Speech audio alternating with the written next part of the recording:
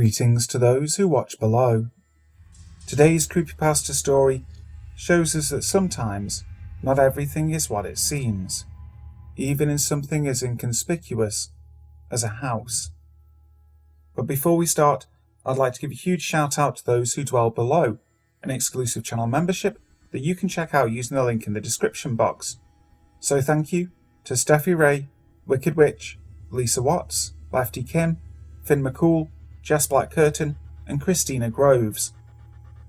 Also, if you haven't already, please make sure to subscribe to the channel, clicking the notification bell so you don't miss any videos. And also, if you enjoy any of the videos on my channel, please feel free to share them on your social media. But now, sit back, relax, and enjoy A House by Tim Sprague. In a small town, nestled in an old quiet neighbourhood, there is a house. On the front lawn stands a white sign with metal stakes. The words painted on it announce to the few cars that pass by that the house will soon be for sale. Many of the properties in the neighbourhood have the same kind of sign in their yards. The block was once filled with the sounds of children playing. The smells of outdoor cooking wafted through the air on warm summer evenings, and cheerful twinkly Christmas lights illuminated the deep snow during the long winter nights. Now there is only the rustling of dead leaves and the whistling of the wind between the buildings. 3 stone steps lead up from the overgrown sidewalk.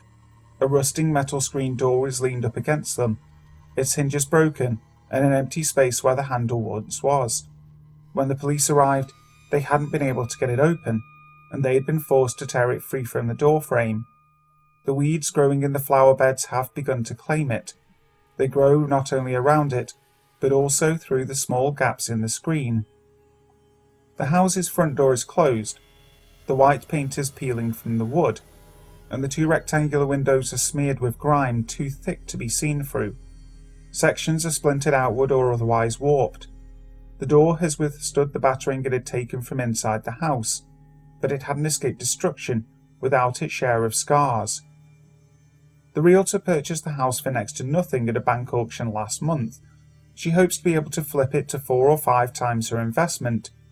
She's hired workers to perform repairs and updates next week, and the first thing they'll be doing is replacing the front door and removing the screen door entirely. Beyond the front door is the living room. It's dim inside even during the day, despite the blinds having been torn from the windows. The light that does manage to penetrate the gloom casts shadows across the floor and walls. The walls and ceilings have brown stains in many places. The stains resemble an abstract created by a manic painter.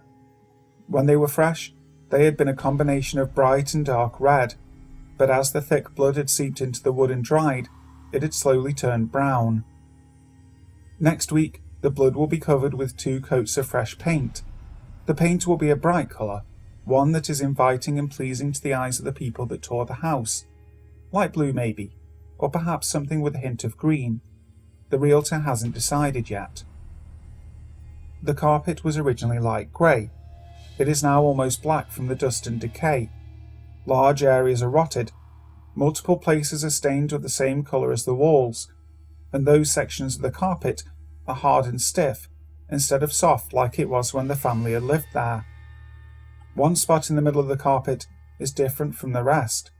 It has miraculously avoided most of the dust, and the original colour can still be seen. This is most likely due to a slope in the floor, or some trick of how the air flows through the room. Someone with a romantic streak and knowledge of how the bodies were found, however, will be quick to note that this is the same spot where the man and woman's fingertips have been touching from their final act of reaching out to one another.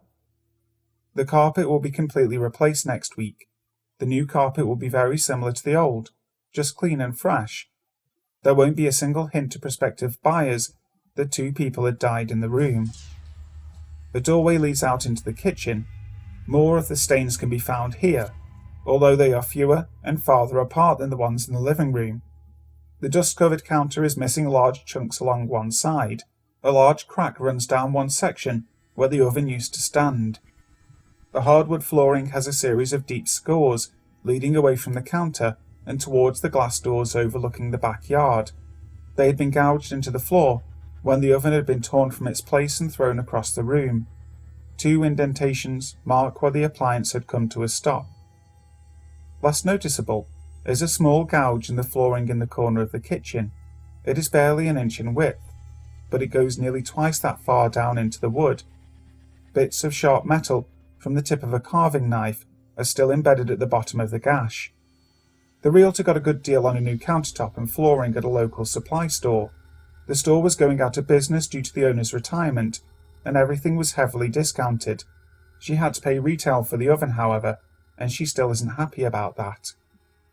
Half a dozen carpeted steps lead down from the kitchen into the family room. The walls lining the stairs are covered in scratches. The over 200-pound man had tried to brace himself against them, as the small girl had dragged him with one hand up the steps, the fingers of her right hand digging deep into the flesh under his chin. It had been in vain. The only result of his attempt at stopping the inevitable had been the scratches on the wall and broken fingernails. Scratches on the wall are easily repaired, of course. A small amount of spackling paste applied with a putty knife, some time to let it dry, and some light sanding is all that it will take to get the wall ready for repainting. Half an hour's worth of work to hide all evidence of a man fighting for his life against the impossible strength of a girl. The room at the bottom of the stairs was originally a basement, but the family had turned it into a family room soon after moving into the house. The air smells musty and stale, and dust hangs in the air in the feeble light let in by the half window near the ceiling. The carpet is hard from absorbed moisture and crunches loudly when weight is put on it. The walls appear black from a distance, but they are actually a deep red. They are stained like the walls in the living room, but unlike those, they are completely covered. It is so thick and uniform that it looks like blood was applied with a paint roller. They have absorbed so much of the ichor that they remain red rather than fade to brown. It was in this room that the house had wept blood. The thick liquid had run down from the ceiling and along the walls in wide streaks, coating and violating everything that it touched. The smell of iron still saturates the room. This room will be the most difficult for the workers to prepare. The blood has tainted the walls too completely to cover up. The workers will remove the existing drywall and install panelling instead.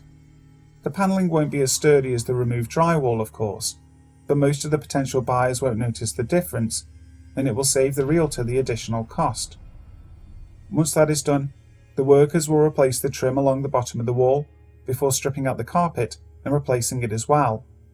The smell will be an issue. The scent of blood tends to linger. It will take several days of airing the room out to be rid of it. The door on the far side of the family room connects the inside of the house with a garage. 7 concrete steps, flanked by a wooden hand railing, lead upward to the ground floor. The garage is large, wide enough for 2 cars to be parked inside and still offer storage space. The realtor considers it to be one of the house's biggest selling points. The chain from the automatic garage door opener hangs down from the track. It is looped in the shape of a noose. The skin that had been stuck between a number of the links was removed by the police as evidence, but there are still a few individual hairs that were missed. The workers won't need to do much to get the garage ready. They'll reattach the chain to the opener, sweep up the scattered nails and broken glass, and make sure that the electrical box in the corner is up to code. At the end of each day they're on the job, they'll meet up in the garage to smoke and drink beers, and none of them will notice that small section of the concrete floor to the right of the stairs is just a bit darker than the rest. In the living room is the final set of stairs in the home, the ones leading up to the second floor. These are the steps that the woman was thrown down as she begged the girl to stop. Her body was thrown so hard from the top that she missed the steps completely and landed with a sickening crack in the living room, so there's nothing that needs repairing. The upstairs hallway appears to be in good condition. Behind the walls and under the flooring, however, are countless cracks that hint at the structural damage it has suffered. As the woman backed away in horror towards the stairs, the hallway twisted and contorted as if it was a living thing trying to envelop her. The realtor doesn't know about this damage, but even if she did, she wouldn't want to spend the kind of money it would take to repair it. There's a reason the house will be listed for sale as is when it is officially put on the market. There are 4 doors in the upstairs hallway. No matter how many times the realtor has opened them, they are once again closed when she leaves and comes back. She is sure that it's due to uneven flooring, but she's made it a point to pick up doorstops before the first scheduled open house. The room closest to the stairs on the right is the bathroom. The workers will need to treat it for mould, as there is some growing in the base of the bathtub and along the bottom of the sink. The seal around the toilet will also need to be replaced. Water had flowed from the sink, toilet and bathtub. It had gushed out with great force, like a geyser bursting forth from the bathroom. The water had been dark and murky, filled with sewage and oil. It had splashed up onto every surface, and it had shorted out the electrical outlets just below the mirror. The realtor had needed to call in an electrician to fix the damage before she had been able to schedule the workers. The second door on the right side of the upstairs hallway leads to the missing boys' room. Although it's now very faint, the hint of the smell of rotten eggs still permeates the room. The realtor is hoping that it will be completely gone by the time the workers arrive, but if it isn't, she's going to have them scrub the room floor to ceiling. Nothing turns off potential buyers like a bad smell. The workers will need to clean at least the ceiling, even if the scent has dissipated. Black markings resembling giant cigarette burns cover it. They form an intricate pattern of interwoven circles and triangles. There's something disconcerting about the designs. Looking at them too closely makes a person nauseous. Both the realtor and the police have experienced that firsthand. The workers will wash off the markings as best as they can before painting the ceiling. Once the paint has dried, they will apply stucco over the top of it. That will help conceal the burn marks that remain. The master bedroom is through the first door on the left in the hallway. This is the strangest room in the house. The paint is missing from the tops of the walls, but it covers the wall trim and the edges of the floor. It gives the impression that it somehow slid down the wood, or perhaps melted right off of it. The realtor has no explanation for it. The pair of windows are permanently fogged over, although at first glance it looks like they're simply covered in filth. It's the glass itself that is too hazy to see through. The frames are warped to the point of not being able to be opened. Black handprints are visible in multiple places throughout the room. They're the hands of a child, small and thin with short fingers. Many of the handprints are smudged, but a few of them are so intact and perfect that all the lines and curves can easily be seen. Even the spirals of the fingerprints are exact and unblemished. The walls will be repainted, the windows will be replaced, the handprints will be scrubbed off. The wood will be swapped out as necessary. Nothing will be left to suggest that anything out of the ordinary ever happened. The final hallway door opens into the girls' room. Unlike all the other rooms in the house, there's nothing that can immediately be pointed out as being out of place or in need of covering up. It's the smallest of the bedrooms, and it can feel a bit cramped, but otherwise it looks just like any other bedroom in any other house. Against one wall was where the girls' bed had once stood. She had loved to jump up and down on it, even though her parents had told her 100 times not to. Next to that had been her little two-dresser drawer. The unicorn lamp that had been placed on it was her favourite thing in the whole wide world. A pile of stuffed animals of all shapes and sizes had stood against the opposite wall. The largest of the toys had been a pink elephant that her father had won for her at the fall festival. Inside the closet had been her nice clothes. Her mother had always referred to them as the girls' fancy clothes, the ones that she only wore on nice occasions. She'd enjoyed the feeling of the soft dresses with the flower patterns, but the fancy shoes had pinched the sides of her feet, and she hadn't enjoyed wearing those. During the day, her mother had played tea party and dolls with her.